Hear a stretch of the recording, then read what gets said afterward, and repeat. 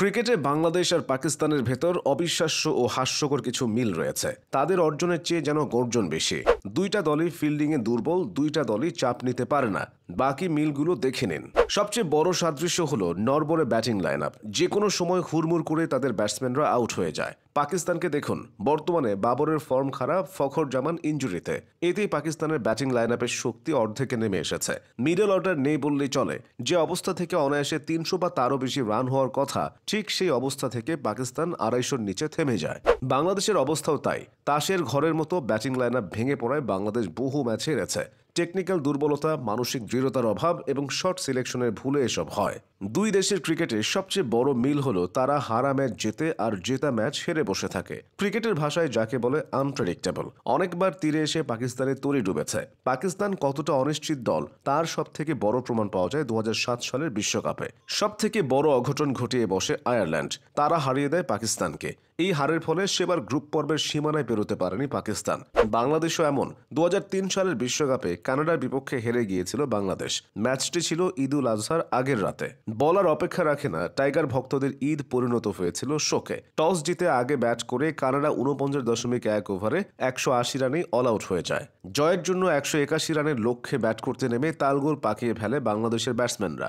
106 রানে 5 উইকেট হারানো দলটি বাকি 5 উইকেটও হারিয়ে বসে। অর্থাৎ 28 ওভারে বাংলাদেশ 120 রানেই গুটিয়ে যায়। হাবিবুল বাশার সহ মোট 4 জন ডাক মেরে প্যাভিলিয়নে ফিরেছিলেন। কানাডার কাছে হারে গোটা বাংলাদেশেই বিষাদের ছায়া নেমে আসে। গ্রুপ পর্বের শেষ ম্যাচেও কেনিয়ার বিপক্ষে হেরেছিল বাংলাদেশ। এছাড়া 3 বলে 2 রান না নিতে পারার স্মৃতি তো সহজে ভোলার মতো না।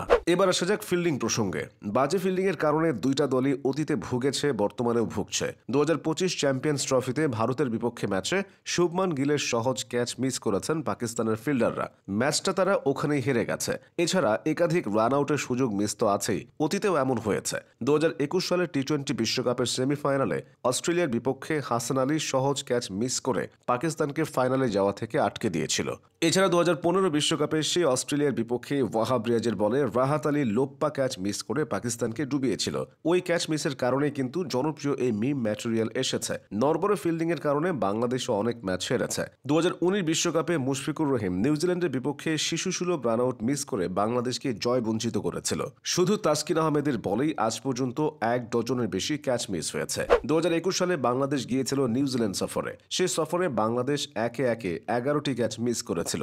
দেশে ফিরে বিমানবন্দরে নাসুম আহমেদ বাজে ফিল্ডিং এর হাস্যকর কারণ তুলে ধরেছিলেন। তার মতে নিউজিল্যান্ডের পরিষ্কার আকাশের কারণে এতগুলো ক্যাচ মিস হয়েছে।